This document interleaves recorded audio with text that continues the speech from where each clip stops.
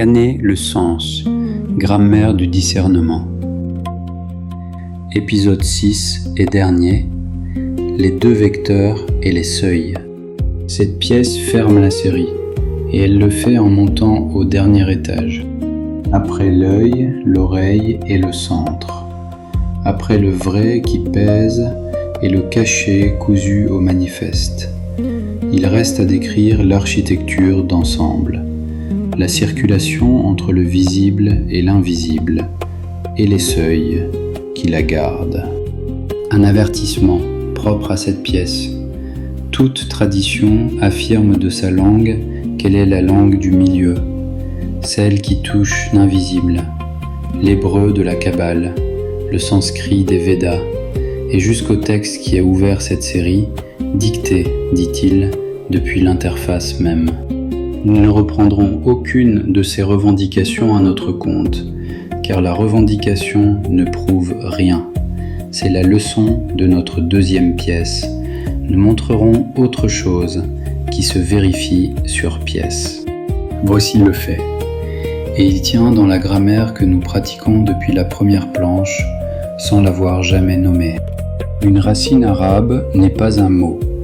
3 consonnes sans voyelles, imprononçables telles quelles, une pure structure qui n'apparaît jamais nue dans la parole. Ce qui apparaît, ce sont ses formes vocalisées. Haqq, haqq, hatiqa, hatiqa, tahtiq, tahtiq. Chacune coulée dans un gabarit de voyelles que les grammairiens nomment shem. La racine est donc le batin du mot, sa face enfouie. Les formes en sont le zahir, la face dite, et le shem entre les deux fait passer la structure muette à la parole, sans jamais les confondre. 3 étages, 2 seuils, un passage réglé. Le lecteur reconnaîtra la définition exacte de ce que le Coran nomme barzakh. Barzakh. Il a fait confluer les 2 mers qui se rencontrent, entre elles un isthme. Elles ne débordent pas l'une sur l'autre. 2 eaux se touchent, aucune n'envahit l'autre, et le lieu de leur contact porte un nom. Nous ne dirons pas que l'arabe détient le milieu, nous constatons que sa morphologie le maquette. Une langue à racines apparentes garde ses seuils ouverts et lisibles. Le trajet du mot prononcé vers la structure enfouie, celui-là même que cette série parcourt planche après planche, y est praticable à l'œil nu. Et la boucle se referme sur notre pièce de l'alphabet, le squelette consonantique et le batin de l'écriture. La vocalisation en est le zahir, et la lecture, l'acte du lecteur, est le shem vivant qui les marie sans les fondre. Si le réel est bâti à étages, il faut qu'une circulation existe entre eux, et les traditions la décrivent par 2 vecteurs, de sens contraires. La descente d'abord, le nozul, la révélation qui vient d'en haut, et, à la fin des temps, la figure de Aïssa redescendant pour juger. Hakamu adl, l'arbitre équitable des récits. La montée, ensuite, le texte donne le voyage nocturne, gloire à celui qui fit voyager de nuit son serviteur, et la tradition y joint l'ascension céleste, le mi'raj, qu'elle déploie à partir des visions de la sourate de l'étoile. Les cieux franchis, un à un. Le trafic entre le visible et l'invisible est donc à double sens, mais une circulation sans douane ne serait qu'une brèche, et c'est ici que le motif du seuil prend toute sa charge. Sur les hauteurs qui séparent les 2 demeures dernières, la sourate Al-A'raf place des hommes qui reconnaissent chacun à sa marque. Le lieu du milieu est habité par la reconnaissance. Le poste frontière du réel est tenu par la ma'arifa. Un récit donne à cette théorie sa chair, et il occupe le cœur de la sourate de la caverne. Moïse déclare « Je ne cesserai de marcher que je n'atteigne la jonction des deux mers. » Majma al-Bahrain, Majma al-Bahrain. Le milieu devient une destination, on s'y rend. Il emporte pour la route un poisson, et c'est le poisson qui va tout enseigner. Au confluent, pendant le sommeil du prophète, la bête reprend vie et rejoint la mer. فَاتَّخَذَ سَبِيلَهُ فِي الْبَحْرِ سَرَبًا. Elle prit son chemin dans la mer en s'y glissant. Les deux voyageurs passent le lieu sans le voir, marchent encore, puis la faim les arrête, et c'est en réclamant le déjeuner que la perte s'avoue. Alors Moïse prononce la phrase qui vaut méthode, c'est cela même que nous cherchions, et ils reviennent sur leurs traces. Que l'auditeur pèse ce que le récit vient de faire. Le seuil ne s'annonce pas, on le traverse sans le reconnaître, et son signe est une perte, quelque chose qui vous échappe et retourne à son élément. Le confluent ne se découvre qu'en relisant son propre chemin. Reconnaître, ici encore, c'est connaître à nouveau, sur la voie du retour. Et la langue a signé la scène d'un mot que nous connaissons trop bien. Saraban, Saraban. La fuite du poisson. Elle sort de la racine du sarab, sarab, le mirage, l'emblème du faux depuis notre deuxième pièce. Le fait lexical est dans le texte, la mise en regard est notre lecture et nous la déclarons. La même racine dit la fausse eau qui recule devant l'assoiffé et la vie vraie qui file rejoindre sa mère. Une seule fuite, deux destins, et tout se joue au lieu où l'on se tient. Au désert, ce qui s'échappe est un mirage. Au confluent, ce qui s'échappe est la vie qui retrouve son eau. Au confluent attend un serviteur, à qui nous avons donné une miséricorde de notre part et enseigné une science d'auprès de nous. Ilman min ladunna, Ilman min ladunna, celui que la tradition nomme Al-Khadir, Al-Khidr, le verdoyant. L'homme du milieu détient une science d'interface, et le récit la met à l'épreuve, en 3 actes. La barque sabordée, l'enfant tué, le mur redressé sans salaire. 3 fois, Moïse, porteur de la loi, juge sur la face visible, et 3 fois, il a raison en surface. Le dommage est réel, la mort est réelle, la gratuité est réelle.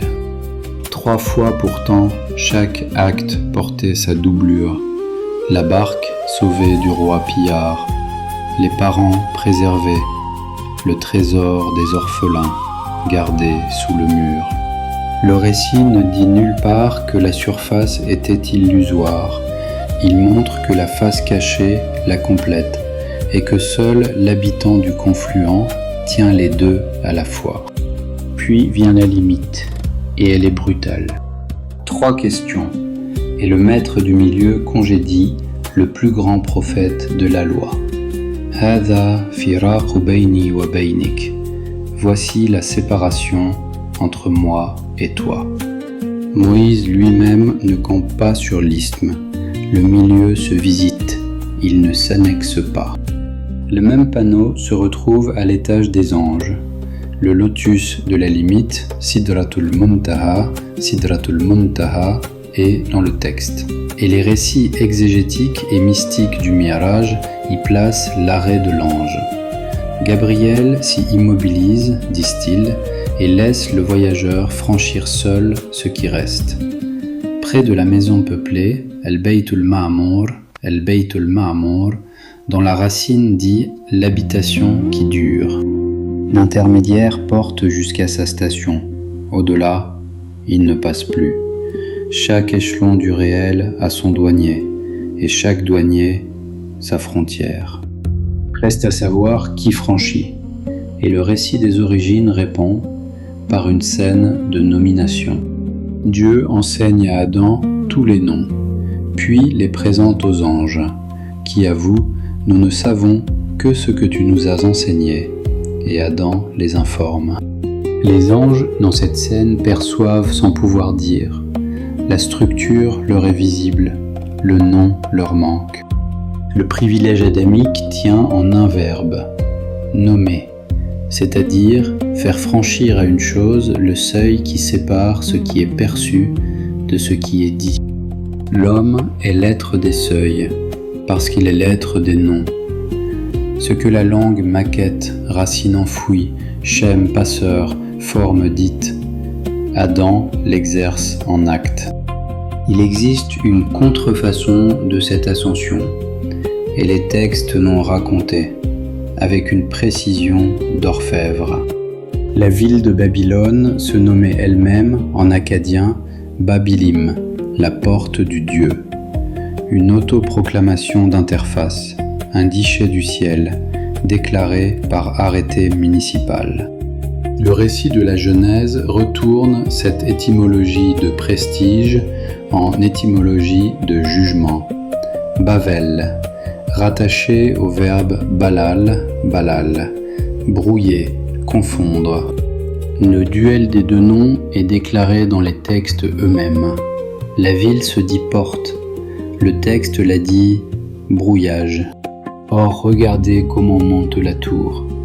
Un seul peuple, une seule lèvre, des briques uniformes, et un projet dont l'énoncé même est la fusion.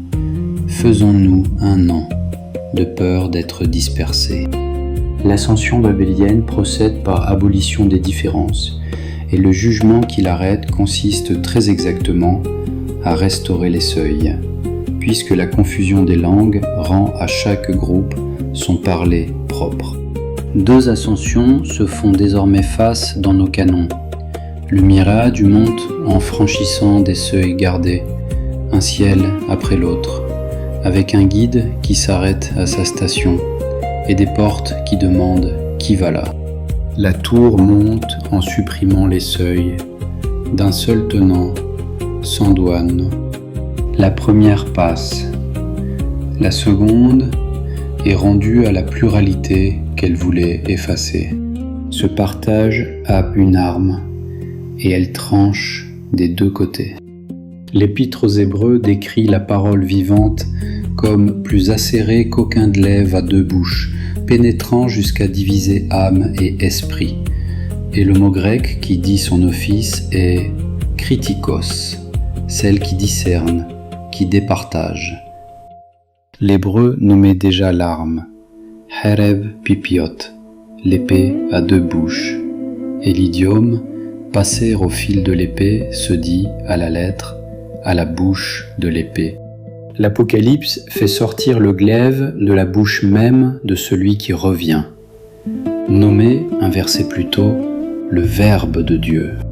Les récits musulmans, de leur côté, font redescendre Issa en arbitre, la lance à la main, et son souffle défait l'imposteur. Deux canons, deux armes, elles riment, ne les fondons pas. Ce qui leur est commun se passe de fusion. L'instrument du retour est une parole, et l'office de cette parole est de séparer. Discerner, c'est trancher entre. La lame qui parle est l'organe des seuils, comme la ma'arifa en était le douanier. Et le nom qui couronne l'édifice tient l'ouverture et le jugement dans une seule racine. Al-Fattah, Al-Fattah, ouvrir, et du même souffle, trancher un litige. Notre Seigneur, ouvre entre nous et notre peuple par le vrai. Tu es le meilleur de ceux qui ouvrent. Les portes du réel s'ouvrent, elles ne se défoncent pas. Le même verbe dit la clé et le verdict, car ouvrir un seuil et juger une cause sont un seul geste, décider de ce qui passe. le socle est complet, posons-y le texte K une dernière fois et laissons la balance pencher seule. La doctrine centrale du texte qui a ouvert cette série tient en une proposition que nous avons vérifiée à la lettre. La séparation n'a jamais eu lieu. Le corps, le temps, la distinction entre les êtres. Tout relève, selon lui, d'une illusion première, et le salut consiste à reconnaître qu'aucun seuil n'a jamais existé. Que l'auditeur mesure maintenant ce geste à l'aune de tout ce qui précède. Une grammaire entière des deux côtés de nos canons décrit le réel comme une architecture à étages, gardée par des douaniers, franchie par des nominations, où l'ange même s'arrête à son lotus et où Moïse est congédié après 3 questions. En face, une voix qui déclare l'architecture illusoire, les douanes imaginaires, la séparation originelle, nulle et non avenue. Et cette voix, précisément, prétend résider à l'interface, installée dans le milieu, dictant 600 pages depuis le confluent. Quand le récit d'Al-Kahf montre le plus grand prophète de la loi, n'y obtenant que 3 questions avant le congé. L'ascension proposée par ce texte est celle de la tour, monter en abolissant, se faire un nom en fondant toutes les lèvres en une. N'ajoutons aucun verdict, les deux architectures sont posées côte à côte, et chacun voit laquelle a des portes. Il reste à retourner le glaive contre la main qui la décrit, sans quoi cette clôture serait un couronnement, c'est-à-dire une dorure. Cette série entière a franchi des seuils, du mot vers la racine, du manifeste vers le cachet, d'un canon vers l'autre. À chaque passage, nous avons tenté de payer la douane, la racine attestée, le verset numéroté, la source produite, le drache déclaré. Mais celui qui décrit les seuils se croit vite douanier, et le douanier se croit vite maître du poste. Nous ne le sommes pas. Nous avons visité le confluent, nous n'y campons pas, et la meilleure preuve en est que cette série s'arrête. 6 planches et le congé, voilà notre part, et elle suffit. Ce que nous laissons à l'auditeur tient dans la loi que toutes les pierres ont porté, l'une après l'autre. La voix se juge à ce qui l'entoure. Le vrai pèse et présente une note. Le centre reconnaît ce qu'il a déjà scellé. La doublure ne vaut que cousu, et les portes du réel s'ouvrent à ceux qui savent nommer, une par une, en payant à chacune son dû. Le reste est mirage, et l'on sait désormais comment finit le mirage. On marche vers lui, et l'eau recule.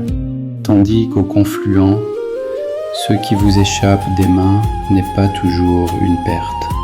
Parfois, c'est la vie qui vient de retrouver sa mère.